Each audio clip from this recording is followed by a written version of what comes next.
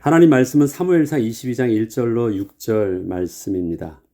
그러므로 다윗이 그곳을 떠나 아둘람 굴로 도망하매 그의 형제와 아버지의 온 집이 듣고 그리로 내려가서 그에게 이르렀고 환난 당한 모든 자와 빚진 모든 자와 마음이 원통한 자가 다 그에게로 모였고 그는 그들의 우두머리가 되었는데 그와 함께한 자가 400명 가량이었더라. 다윗이 거기서 모압 미스베로 가서 모압 왕에게 이르되 하나님이 나를 위하여 어떻게 하실지를 내가 알기까지 나의 부모가 나와서 당신들과 함께 있게 하기를 청하나이다 하고 부모를 인도하여 모압 왕 앞에 나아갔더니 그들은 다윗이 요새에 있을 동안에 모압 왕과 함께 있었더라. 선지자 갓이 다윗에게 이르되 너는 이 요새에 있지 말고 떠나 유다 땅으로 들어가라. 다윗이 떠나 헤레 수풀에 이르니라. 사울이 다윗과 그와 함께 있는 사람들이 나타났다 함을 들으니라. 그때 사울이 기브아 높은 곳에서 손에 단창을 들고 에셀나무 아래 앉았고 모든 신하들은 그의 곁에 섰더니 아멘. 사울에게서 도망쳐 나와 두려움 속에서 정신없이 진행했던 일들에 대하여 아주 처절한 실패를 경험하게 된 다윗은 오늘 본문을 통해서 블레셋을 벗어나 아둘람 굴로 도망하여 숨게 되었습니다. 다윗은 아둘람 굴에서 그동안에 자신에게 있었던 일을 생각해 보지 않을 수 없었습니다. 되돌아보면 제사장 아히멜렉에게 가서 하나님께 묻기보다 골리앗의 칼을 요구해서 가지고 나온 것과 가드왕 아기스에게 가서 목숨을 구걸하려 했던 일은 분명 하나님 앞에서 잘못된 일이었고 너무도 부끄러운 일이었습니다. 사울을 피해 무조건 멀리 도망을 가면 해결될 문제도 아니었고 무슨 칼이든 손에 쥐고만 있으면 자신을 지킬 수 있는 문제도 아니었는데 그때에는 마치 그것이 정답인 것처럼 진행했던 자신의 모습을 보면서 다시 블레셋에서 도망을 나와 아둘람 굴에 숨게 되었을 때 비로소 하나님께서 다윗을 통하여 계획하신 광야에서의 출발을 제대로 시작할 수 있게 된 것입니다. 아둘람은 그와 함께한 자가 400명 가량이었더라라는 것으로 시작되어집니다. 사무엘상 22장 1절로 2절에 보면 그러므로 다윗이 그곳을 떠나 아둘람 굴로 도망하매 그의 형제와 아버지의 온 집이 듣고 그리로 내려가서 그에게 이르렀고 환난 당한 모든 자와 빚진 모든 자와 마음이 원통한 자가 다 그에게로 모였고 그는 그들의 우두머리가 되었는데 그와 함께한 자가 400명 가량이었더라. 여기서 다윗이 그곳을 떠났다라는 것은 바로 블레셋 땅, 그 가드왕 아기스에게서 도망쳐 나와서 간 곳이 바로 아둘람 굴로 숨어 들어갔다는 것입니다. 다윗이 사울왕을 떠나서 도망을 나오게 된 것도 의도치 않은 일이었지만 지금 자기를 따라서 대략 성인 남자 400명 정도의 사람들이 함께하게 된 것도 다윗 입장에서는 생각지도 못했던 너무도 큰 부담이 아닐 수 없었습니다. 400명이라는 숫자는 남녀노소 모두를 포함한 숫자가 아니라 성인 남자의 숫자만을 말하는 것이기에 실제로 다윗과 함께 하게 된 무리는 그보다 훨씬 더 많았고 이스라엘 땅에서 저들이 제대로 숨을 곳도 없는 상황이 생긴 것입니다. 사울왕은 다윗을 붙잡기 위해서 다윗과 조금이라도 연관되어 있는 사람들이 다윗을 돕지 못하도록 연관되었던 사람들을 계속 괴롭게 하였기 때문에 유다 지파와 다윗의 가문 사람들은 특별히 사울의 경계 대상이었습니다. 다윗이 유다 지파였기 때문에 그렇습니다. 또한 그 밖에 사울의 정치 체제 안에서 고통을 당하고 있던 사람들도 함께 몰려들게 되었는데 그들이 환난을 당하고 빚지고 마음이 원통한 자라고 해서 저들이 모두 사회적 약자들이라는 의미는 아니었습니다. 이런 것도 있죠. 어떤 사울왕의 정치 체제면 사울왕 입장에서 혜택을 보는 사람이 있으면 또 그와 반대급부의 사람들이 생깁니다. 어느 나라나 정치 체제가 있으면 그렇습니다. 그래서 사울왕을 따르던 사람들과 그렇지 못했던 사람들은 반대로 그렇게 학대를 당할 수밖에 없었고 여기에는 그렇게 반대되는 사람들도 있었고 또 사회적 약자가 되어져서 그렇게 억울하게 고통을 당하는 자들도 있었습니다. 제가 드리고자 하는 말씀은 모두 다 그냥 불쌍한 사회적 약자들이라 말하는 것이 아니라 사울 왕의 체제 아래에서는 고통을 당할 수밖에 없었던 여러 이유 때문에, 여기서는 다윗 때문에 사울 왕의 체제에서 고통을 당하는 유다 지파가 있었잖아요. 그들은 사회적 약자, 가난한 사람들이 아니에요. 정치 체제 안에서 고통을 당하는 사람들이었습니다. 그렇다면 경제적이고 정치적이고 많은 부분들에 다 피해를 입죠. 사회적으로 또 약한 사람들도 있었고요. 아무튼 그런 사람들이 모두 다 몰려들었습니다. 저들은 사울 왕 입장에서 볼 때는 지금 다윗을 자신의 왕위를 위협하는 자로 경계하는 것과 같이 저들도 다윗을 의지하여 우두머리로 삼아 모인 자들이었기에 이제는 다윗 혼자가 아닌 반역자의 무리가 생겨난 것으로 사울은 여길 수밖에 없게 되었습니다. 그동안 사울이 한 명만 쫓았거든요. 그런데 가만 보니까, 들려지는 소식을 보니까 이제 하나가 아니라 집단이 되었어요. 야, 조금만 더 하면은 반역할 수 있는 반역의 무리가 생긴 것입니다. 그럼 이건 더더욱 긴장할 일이 생긴 것이에요.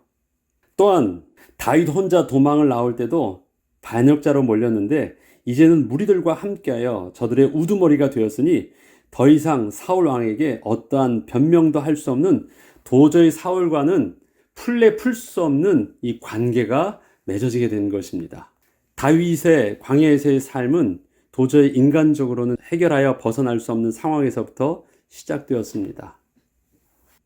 하나님이 제대로 시작하게 하신 것이 바로 아둘람 굴이었는데, 그곳에 있게 하면서 자기 하나 문제가 아니라 이젠 사회적 폭도들과 한 반역자의 무리가 되었으니까 사울왕 입장에서는 완전히 반란군을 진압해야 하는 것과 같은 그런 어떤 상황 속에 놓여지게 됐어요. 이것은 앞서 말씀드렸듯이 다윗의 광야에서의 삶이 도저히 인간적으로는 해결하여 벗어날 수 없는 상황에 맞닥뜨리게 되었다라는 것입니다. 다윗이 그 아둘람 굴에 숨어 있다가 제일 먼저 결정을 하고 가게 된 것이 모압 왕이 있는 미스베로 가는 것이었습니다. 사무엘상 22장 3절로 4절에는 다윗이 거기서 모압 미스베로 가서 모압 왕에게 이르되 하나님이 나를 위하여 어떻게 하실지를 내가 알기까지 나의 부모가 나와서 당신들과 함께 있기를 청하나이다 하고 부모를 인도하여 모압 왕 앞에 나아갔더니 그들은 다윗이 요새에 있을 동안에 모압 왕과 함께 있었더라. 다윗이 이방 나라 블레셋 왕에게 간 것과 같은 이방 나라 모압 왕에게 간 것은 서로 비슷해 보이나 다윗이 모압 왕에게 간 것은 좀 차이가 있습니다. 먼저 다윗 가문에 있어서 모압 민족은 그의 고조 할머니 룻의 고향이었습니다. 룻기 아시죠? 룻 그 여인이 바로 모압 여인이었습니다. 그리고 마태복음에 나오는 그 예수 그리스도의 족보에 보면 다윗 왕의 족보가 그 앞에 나오는데 그 앞에 모압 여인 룻이 나옵니다. 그러면 다윗과 룻과의 관계는 고조 할머니예요. 그러니까 그렇게 멀지 않습니다. 그의 아버지 입장에서 볼 때는 더 멀지 않지요. 그 고조 할머니 룻의 고향이었기에 다윗 가문과 모압 민족은 다른 이스라엘 사람들과는 달리 어느 정도 친분이 있었습니다. 이스라엘 모든 사람들과의 관계를 말하는 것이 아니라 특별히 다윗 가문과 말하는 것입니다. 다윗이 모압 왕에게 가서 도움을 요청하는 모습을 보면 두려워서 떨고 있지 않고 당당히 도움을 청하고 있는 모습을 보면 알 수 있습니다. 특히 다윗이 모압 왕에게 요청하고 있는 내용을 보면 하나님이 나를 위하여 어떻게 하실지를 내가 알기까지 나의 부모가 나와서 당신들과 함께 있기를 청하나이다. 이었습니다.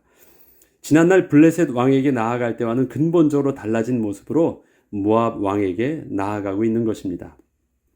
다윗은 지금 자신이 무엇을 어떻게 해야 하는지 하나님께 기도하고 답을 얻어야 할 시간이 필요했고 그 기간 동안 나이가 많으신 부모님과 그 밖에 부녀자와 아이들의 보호를 모압 왕에게 요청한 것입니다. 그리고 본인은 또 저들을 떠나 은신처에 숨어 있었습니다. 전에 블레셋에 들어갈 때는 하나님께 묻고자 이런 것이 아니었거든요. 무조건 살고자였습니다. 이것밖에 다른 길이 없다 생각해서 본능적으로 도망가는 발걸음이었습니다. 그러나 모압 왕에게 간 것은 피하는 것은 맞았지만 시간을 벌자고 했고 명확한 이유를 가지고 모압 왕에게 요청을 하고 있는 것입니다. 기한을 두었는데 우리가 또 내가 하나님의 뜻이 무엇인지 어떻게 해야 하든지 알 때까지 우리를 좀 보호해달라, 그 말이었습니다. 다윗은 지금 자신을 따르는 약 400명의 군사들과 함께 사울 왕과 맞서 싸울 준비를 하고 있는 것이 아니라 하나님의 뜻이 무엇인지를 간절히 기도하고 있습니다. 이것이 지금 블레셋을 떠나서 아둘람 굴에 왔을 때 그가 하나님 앞에서 다시는 이런 부끄러운 일들을 하지 않겠다라고 다짐하고 새롭게 시작하게 된 그 시작이 바로 하나님의 뜻을 구하는 것이었습니다. 그 전에는 제사장에게 가도 하나님의 뜻을 묻지 못했었는데 그가 홀로 굴에 있을 때, 전에보다 개인이 아니라 이젠 자기 주위에 700~800명의 그 많은 사람들을 거느리면서 더 어려워졌을 때 그는 오히려 더 조급하지 않고 가만히 하나님의 뜻을 먼저 구해야 되겠다고 진지하게 하나님 앞에 서 있는 것입니다. 완전히 달라진 모습을 볼 수 있습니다. 이때 기도하고 있던 다윗에게 선지자 갓이 다가와서 하나님의 뜻을 말씀해 주십니다. 너는 요새에 있지 말고 떠나 유다 땅으로 들어가라. 갓 선지자가 말씀하셨습니다. 사무엘상 22장 5절로 6절에는 선지자 갓이 다윗에게 이르되 너는 이 요새에 있지 말고 떠나 유다 땅으로 들어가라. 다윗이 떠나 헤렛 수풀에 이르니라. 사울이 다윗과 그와 함께 있는 사람들이 나타났다 함을 들으니라. 그때 사울이 기브아 높은 곳에서 손에 단창을 들고 에셀나무 아래에 앉았고 모든 신하들은 그의 곁에 섰더니, 다윗은 지금 이스라엘 땅으로 들어가면 즉시로 사울의 레이다망에 걸린다는 거 잘 알고 있어요. 그래서 안 들어가려고 했는데 하나님의 말씀에 들어가라고 해서 들어간 것이에요. 그리고 아니나 다를까 사울이 즉시 듣고 잡으러 왔다라는 내용이 지금 기록되어 있는 것입니다. 하나님의 뜻을 구하고 있던 다윗이 드디어 선지자 갓을 통하여 하나님의 음성을 듣게 되었습니다.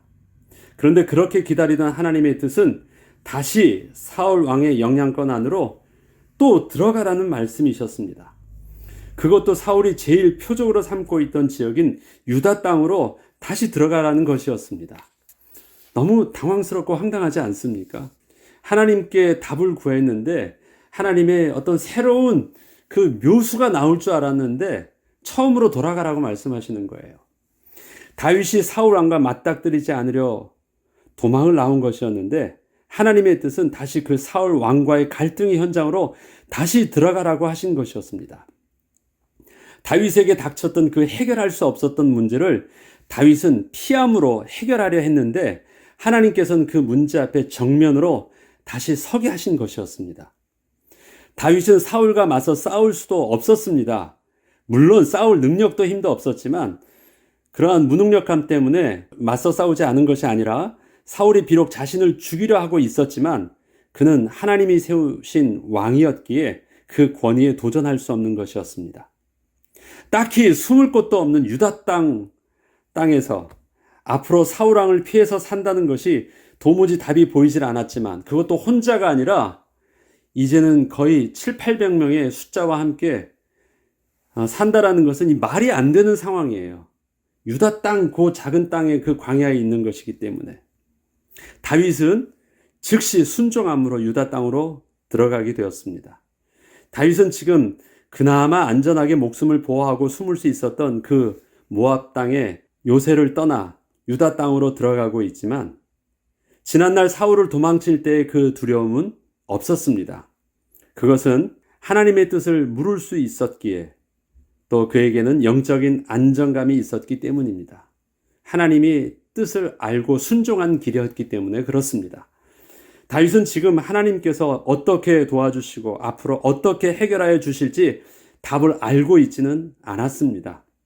그러나 하나님의 계획하심이 그동안 자신이 계획하고 진행했던 것과는 분명 다른 해답이 있을 것을 믿었기에 그렇게 순종을 한 것입니다. 하나님의 해답은 다윗이 서 있어야 할 그 자리에서 떠나지 않고 피하지 않으며 문제를 직시하게 하시면서 얻게 하셨습니다. 우리의 인생에 광야에서 일어나는 문제들도 그 광야의 현장을 떠나거나 그 갈등의 사람을 피함으로 해결되지 않습니다. 도피는 또 다른 문제를 만나게 하기 때문입니다. 그 현장에서 떠났다고 해서 우리 인생의 문제가 해결되지 않습니다. 지나고 나면 그 속에서 또 다른 문제가 우리 앞에 늘 발생하는 것을 우리는 경험하고 있습니다. 문제를 주신 하나님은 그 문제를 통하여 답을 얻으라 하시는 것이지 문제 자체를 없애라 하지 않으십니다. 그런데 우리는 자꾸 어떻게 하려고 하냐면 그 문제 자체를 없애려고 하고 문제 자체를 부정하려고 하고 문제 자체를 피하려고 해요. 그것은 문제를 주신 하나님의 뜻과 정면적으로 반대되는 것입니다. 문제를 주실 땐 문제를 풀라고 하시는 것입니다. 해답을 얻으라고 주시는 것입니다. 그리고 해답을 얻을 수 있기 때문에 우리에게 문제를 주시는 것입니다. 우리의 능력 이상의 문제로 하나님께서 우리에게 다가오지 않으십니다. 우리에게 날마다 창조주 하나님의 창조적인 은혜와 응답이 필요한 이유는 우리 앞에 펼쳐져 있는 삶의 현실이 언제나 도저히 해답이 없어 보이는 문제 앞에 서 있기 때문에 그렇습니다. 마치 지금 다윗이 해답이 없어서 사울을 피하려고 했는데 하나님이 그 사울 앞에 다시 유다 땅으로 들어가라는 것은 다윗의 경험과 다윗의 수준 속에서는 답이 없는 것이에요. 그래서 필요한 것이 하나님의 창조적인 응답입니다. 창조라는 말은 뭐예요? 유에서 무가 일어나는 것이거든요. 하나님의 창조의 응답이, 하나님의 창조의 은혜가 우리에게도 날마다 구해야 되는, 순종할 때 하나님 앞에서 구해야 되는 그 은혜와 응답이, 나는 답이 없지만 하나님의 말씀을 신뢰함으로 순종을 선택합니다. 그러면 하나님이 내게 주실 답은 뭐예요? 창조의 은혜와 창조의 응답인 것입니다. 다윗은 이러한 광야의 삶 속에서 하나님의 뜻대로 인도받기를 선택했을 때 하나님께서 주셨던 그 응답들을 시편 40편에서 이렇게 고백하고 있습니다. 물론 시편 40편에만 나와 있는 것은 아닙니다만 40편에 제가 40편 한 편만을 통해서 한번 읽어보겠습니다. 내가 여호와를 기다리고 기다렸더니 귀를 기울이사 나의 부르짖음을 들으셨도다. 나를 기가 막힐 웅덩이와 수렁에서 끌어올리시고 내 발을 반석 위에 두사 내 걸음을 견고하게 하셨도다. 이것을 지금 하나님께서 다윗을 다시 유다 땅으로 들어가라고 말씀하셨던 그 입장에서 한번 보시죠. 그 입장에서는 이게 기가 막힐 웅덩이에서 하나님이 건져내신 거고요. 설 수 없었던 반석 위에서 하나님이 당당히 서게 하신 거예요. 뒤에 다음 장에 보면 다윗이 어디를 가든지 사울 왕이 그를 찾고자 하는데 찾지 못했다라고 기록되어 있어요. 말도 안 돼요. 이스라엘의 그 좁은 땅에서 그 많은 숫자를 사울 왕이 많은 레이더를 다 지금 펼쳐놓고 계속해서 찾고 있는데 사울을 못 찾았대요. 말이 됩니까? 그리고 그 뒤에 보면 굴에 숨어 있는데도 그 굴 속에서 사울 왕이 잠자면서도 몰라요. 이것은 하나님께서 사울과 그에 함께한 자들의 그냥 눈을 멀게 하지 그냥 눈을 들어 보시면 다 찾을 수 있었고 볼 수 있었던 일들인데 그런 일들이 일어나지 않고 있는 것이에요. 그건 이제 뒤에 보면 어떻게 하나님이 창조의 응답을 주시는지 좀 더 잘 알 수 있습니다. 여호와를 의지하고 교만한 자와 거짓에 치우치는 자를 돌아보지 아니하는 자는 복이 있도다. 여호와를 의지하는 자는 지금 다윗처럼 순종하는 자예요. 미련한 자예요. 그 어리석은 자예요. 그런데 교만한 자와 거짓에 치우치는 자는 누굴까요? 내 뜻이 옳다고 생각하는 것, 내 생각이 옳다고 하는 자가 교만한 자예요. 여호와를 의지하는 자가 지혜로운 자고 여호와를 의지하는 것이 지혜와 지식의 근본이다라고 말하고 고백을 합니다. 그렇기 때문에 여호와를 의지하고 교만한 자와 거짓에 치우치는 자를 돌아보지 아니하는 자는 복이 있도다. 저들과 짝하지 않는 것은 복이 있다고 말합니다. 여호와 나의 하나님이여, 주께서 행하신 기적이 많고 우리를 향하신 주의 생각도 많아. 우리를 향하신 주의 생각이 많대요. 나는 하나님 정말 아무 생각이 없으시네요. 나를 어떻게 그렇게 밀어붙일 수 있어요? 하나님, 저에 대해서 조금 입장을 생각하신다면 그렇게 저에게 말씀하지 않으실 것 같은데 나보다 더 많은 생각을 가지고 있어서 그렇게 하셨대요. 전에는 나보다 생각이 없으셔서 그렇게 하시는 줄 알았는데 이게 다윗이 고백입니다. 우리를 향하신 주의 생각도 많아 누구도 주와 견줄 수가 없나이다. 이것을 내가 널리 알려 말하고자 하나 너무 많아 그 수를 셀 수도 없나이다. 광야에서 다윗은 이러한 하나님의 응답을 한 번 겪은 것이 아니라 광야의 삶 전체가 그렇게 됐대요. 하나님께서는 그 문제 앞에 계속 다윗을 몰아붙이셨습니다.